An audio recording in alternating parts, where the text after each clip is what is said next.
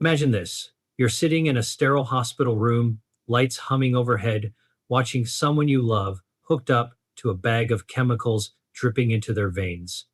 Chemotherapy.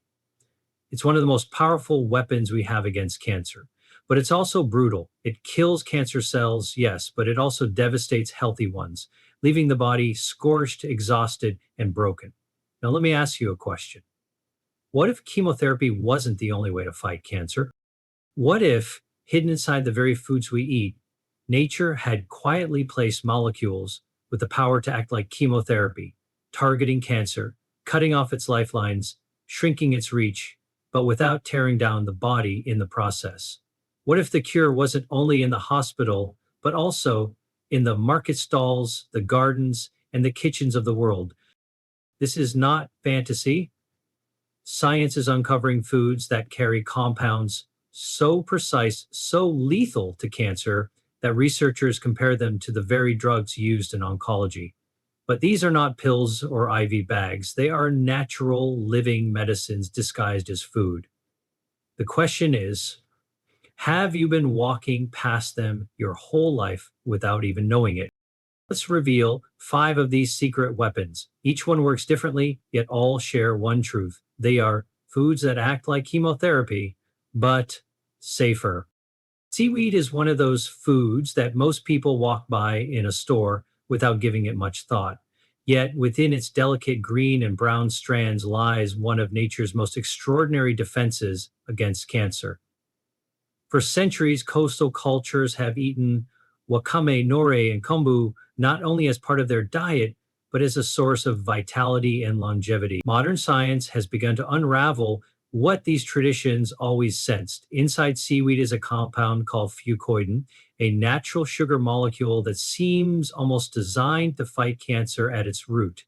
What makes fucoidan so powerful is its ability to disrupt angiogenesis, the process by which cancer builds its own blood supply. Tumors are clever. They cannot grow larger than a pinpoint without feeding themselves. So they hijack the body's systems and create new blood vessels to pull in oxygen and nutrients. It's like watching an enemy city secretly build supply lines to fuel its expansion. Fucoidan steps in as a silent saboteur, cutting off those lifelines, choking the tumor's access, and leaving it stranded to die of starvation. What is remarkable is how selective this action is. Chemotherapy often kills everything in its path, sweeping away both good and bad cells in a scorched earth approach. But seaweed's fucoidan has shown in studies to leave healthy tissues untouched while targeting the chaos of cancer. That's not just medicine, it's precision. It's like nature created a sniper instead of a bomb. Researchers have documented how fucoidan slows the growth of breast cancer cells, colon cancer cells, and even liver cancers. In animal models, tumors shrink when fucoidan is introduced, not through chemical force, but through a subtle, natural withdrawal of what the cancer needs most: blood and energy.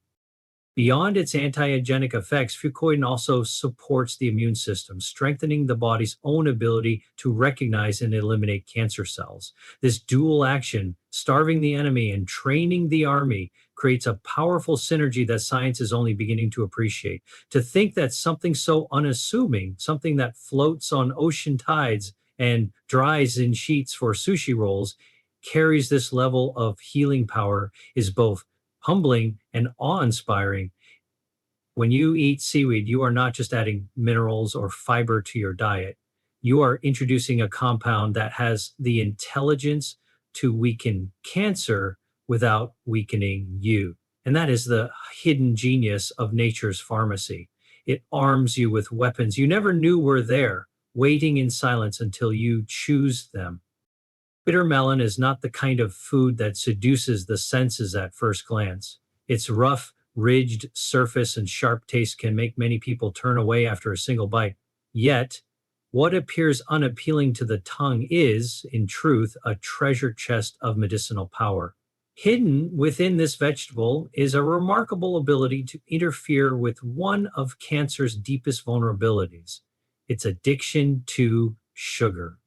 Cancer cells are greedy, consuming glucose at a rate far higher than healthy cells. feeding their uncontrollable growth and rapid spread. This is why in hospitals, when doctors perform PET scans, tumors show up glowing brightly. They're burning sugar like wildfires. Bitter melon contains natural compounds that attack this very dependency, blocking the pathways that cancer cells use to absorb and metabolize glucose. Without fuel, the very thing that keeps them alive, these cells weaken, falter, and eventually collapse. Researchers have observed how extracts from bitter melon suppress the growth of breast cancer, prostate cancer, and even pancreatic cancer, one of the most difficult forms to treat. What makes this discovery powerful is that bitter melon achieves its effects without destroying healthy cells around it. Instead of the indiscriminate destruction caused by many drugs, bitter melon applies selective pressure, striking at the weakness of malignant cells while leaving normal tissues unharmed.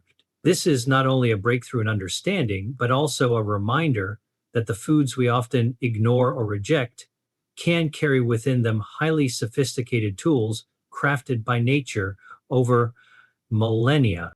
Beyond its ability to cut off sugar supply, bitter melon also influences other biochemical pathways.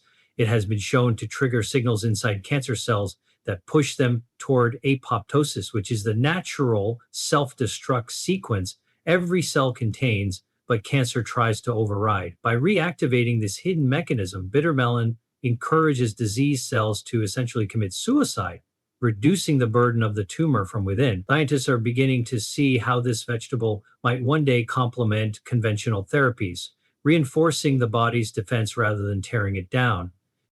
Eating bitter melon is more than a cultural practice in Asia or the tropics where it is common. It is a direct encounter with one of nature's most profound medicines disguised as food.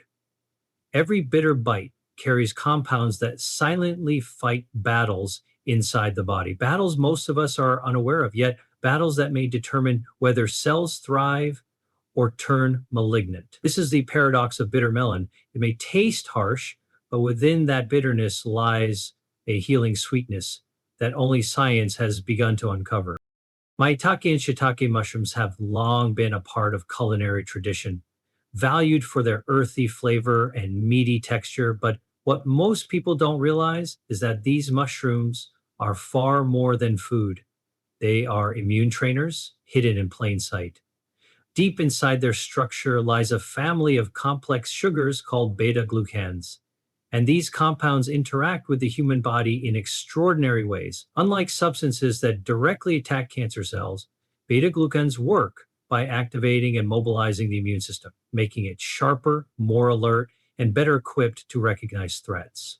The immune system is our body's standing army, yet cancer often slips by undetected, disguising itself as normal tissue, teaching immune cells to see cancer for what it really is and respond with force. Studies have shown that when people consume maitake or shiitake, their natural killer cells and macrophages, the very soldiers designed to eliminate disease cells, become more active and efficient. These mushrooms essentially function as immune coaches, turning a passive defense into an active, vigilant guard. Clinical research has even revealed that patients undergoing treatment for cancers, such as breast or stomach cancer, had better outcomes and improved quality of life when mushrooms were part of their diet. The mushrooms do not replace medical therapies, but they seem to amplify the body's resilience, reducing side effects and helping it withstand the storm of treatment. This synergy is what makes them stand out. They do not fight alone, they empower the body to fight back. Beyond beta-glucans, mushrooms also contain compounds that reduce inflammation and oxidative stress, both of which create fertile ground for cancer to grow. By lowering these conditions, mushrooms close the door that cancer often slips through. They create an environment in the body that is less welcoming to disease and more favorable to healing. Traditional healers in Asia use them for vitality and longevity, often without fully understanding why. Yet modern science now provides the evidence that confirms those ancient practices. Every bite of maitake or shiitake is not just nourishment, it is instruction to the body, a coded message that says, stay alert, stay strong, stay ready. In a world where so much of what we eat weakens or confuses our immune system, these mushrooms sharpen it like a blade. They are not exotic relics of old medicine, they are everyday foods with extraordinary power, teaching us that sometimes the simplest ingredients can carry the most profound defenses. Black cumin seeds, known scientifically as Nigella sativa, are tiny jet black seeds that many cultures have used for centuries in cooking, medicine, and even rituals of healing. At first glance, they may look ordinary, like just another seasoning to sprinkle over bread or stir into curries. But their reputation as the seeds of blessing was not given lightly. Inside these seeds lies a powerful compound called thymoquinone, and researchers have found that it behaves in ways that parallel the actions of chemotherapy drugs, yet with a natural intelligence that seems to protect rather than destroy the body. Thymoquinone has the remarkable ability to target cancer cells, triggering a series of internal processes that weaken their survival mechanisms. One of its most profound effects is its ability to induce apoptosis, the programmed self-destruction that every cell is wired for, but which cancer cells deliberately avoid. By reactivating this hidden, fail-safe black human seeds, essentially remind cancer cells of their own mortality. What makes thymoquinone so fascinating is its selectivity. Conventional chemotherapy acts like a wildfire, sweeping through both healthy and diseased cells with devastating consequences. Black human seeds, however, demonstrate precision, leaving normal cells untouched while striking at those that are malignant. This selective toxicity is what modern scientists have been most interested in because it suggests a way of fighting cancer without the collateral damage that patients often endure. In lab studies, thymoquinone has been observed shrinking tumors, slowing their spread, and even preventing the formation of new cancerous cells. These effects have been documented in cancers ranging from lung and colon to pancreatic and blood cancers, showing the wide spectrum of influence packed into these seeds. But their story doesn't end at tumor shrinkage. Black cumin seeds also influence the body's internal environment in a way that makes it harder for cancer to thrive. They reduce oxidative stress, which is like rust building up inside cells and creating instability. They calm chronic inflammation, a condition that often lays the groundwork for cancer to take root. They even support the immune system, helping it stay vigilant and strong against microscopic threats. These multiple angles of defense make Nigella sativa not just a single path solution, but a multi-dimensional shield. For centuries, people consumed these seeds daily, sometimes with honey, sometimes pressed into oil, believing in their protective power without knowing the exact science. Today, evidence affirms those beliefs. Every small black seed carries within it a concentrated form of nature's pharmacy, showing that the most unassuming foods often hold the most extraordinary abilities to influence health at the deepest levels. Mangosteen, often called the queen of fruits, is more than just an exotic delicacy from Southeast Asia. With its thick purple rind and soft sweet interior, it looks like something designed to be treasured, and science has shown that its value extends far beyond its taste. Hidden inside its deep-colored skin are compounds known as xanthones, molecules so potent and diverse that researchers have begun to study them for their striking resemblance to the way chemotherapy agents operate. These xanthones are not casual antioxidants. They have been shown to directly interfere with the processes cancer cells depend on to survive, divide, and spread. What makes mangosteen particularly fascinating is that it does not simply attack in one way, it engages in multiple lines of defense, a layered approach that weakens cancer cells from several angles at once. One of the most studied actions of mangosteen xanthones is their ability to disrupt cell division. Cancer thrives on uncontrolled growth, dividing rapidly and without limit, creating tumors that expand like unstoppable fires. Xanthones act like brakes on this runaway engine, halting division and slowing the pace of tumor expansion. At the same time, they appear to influence apoptosis, the process by which unhealthy cells self-destruct. Cancer cells are notorious for disabling this mechanism, giving themselves a kind of false immortality. But mangosteen's compounds seem to reactivate it pressing the hidden switch that tells those rogue cells it is time to die. This dual approach, stopping division and reigniting self destruction, creates conditions where tumors lose their relentless momentum. Research has also uncovered mangosteen's ability to suppress metastasis, the spread of cancer cells from one part of the body to another. Metastasis is often the most dangerous aspect of cancer, transforming a localized problem into a systemic, life threatening crisis. By interfering with the molecular signals cancer cells use to migrate and invade, xanthones act like guards at the gates, preventing the disease from advancing beyond its origin. Alongside this, mangosteen supports the body with powerful antioxidant effects, reducing oxidative stress and lowering inflammation, two key factors that create fertile ground for cancer to flourish. The paradox of mangosteen is that while it delivers such powerful anti-cancer actions, it does so while nourishing the body, rich in vitamins, minerals, and protective plant compounds. It strengthens the body rather than tearing it down. The thick purple fruit that seems like a crown from nature is in reality a symbol of hidden strength, reminding us that sometimes the sweetest gifts of the earth carry within them the most formidable defenses. Food has always been seen as fuel, a source of energy to keep us moving through the demands of the day. But what is becoming clearer with every scientific discovery is that food is not passive at all. It is active, alive, and filled with codes that speak directly to the body.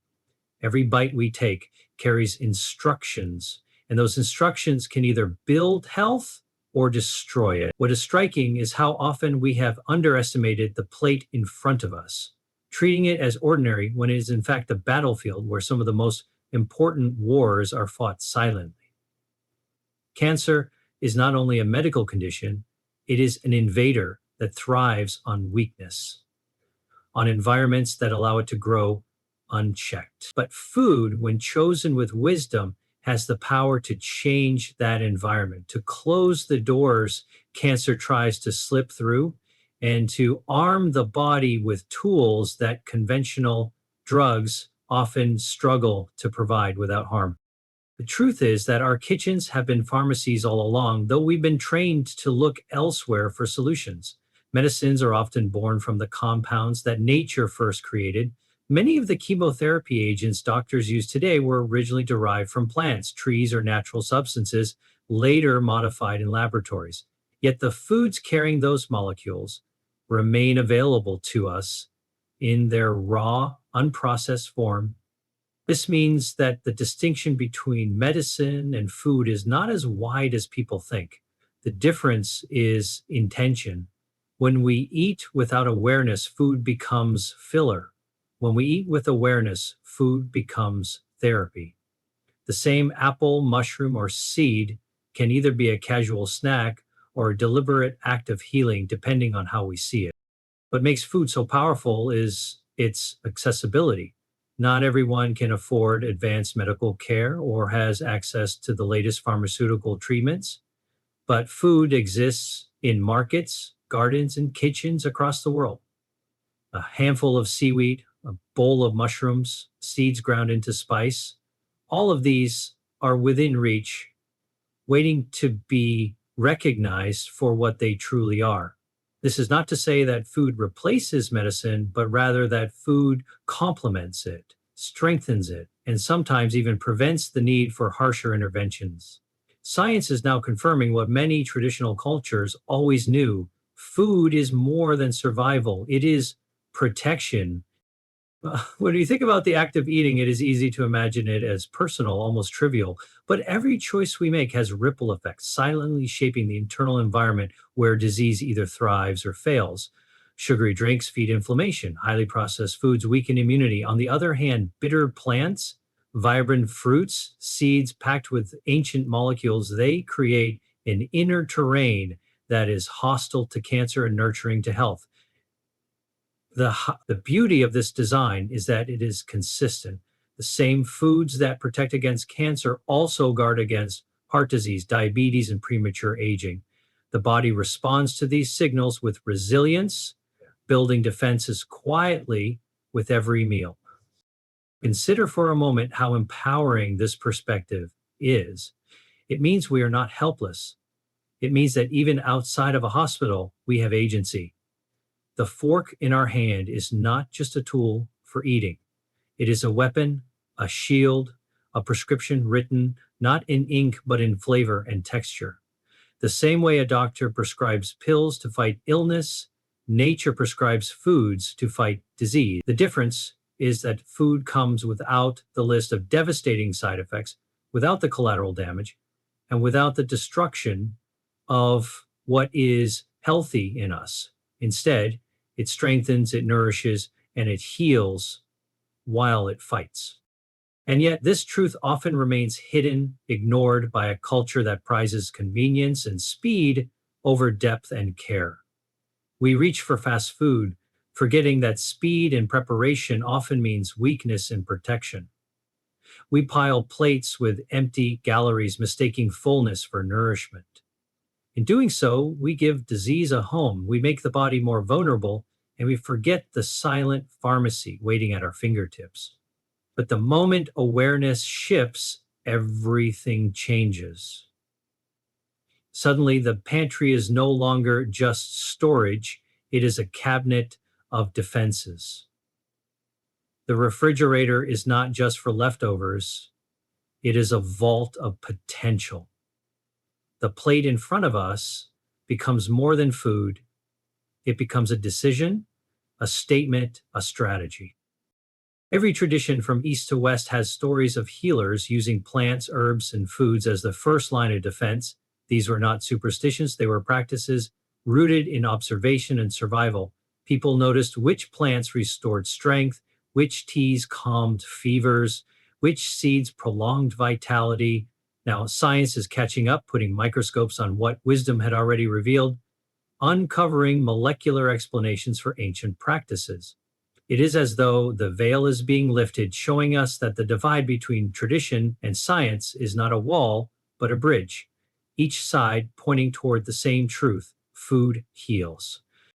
This realization is not meant to instill fear of eating the wrong thing, but to awaken respect for the right things. It is not about chasing exotic remedies or complicated diets. It is about looking again at what has always been around us: seaweed drying on the shore, mushrooms growing in forests, fruits hidden under thick skins, seeds small enough to slip through fingers. They may look ordinary, but within them are codes written by nature itself, messages that tell the body how to fight, how to repair, how to endure. These messages wait for us to listen, to consume them with intention, and to allow them to do their quiet work inside of us.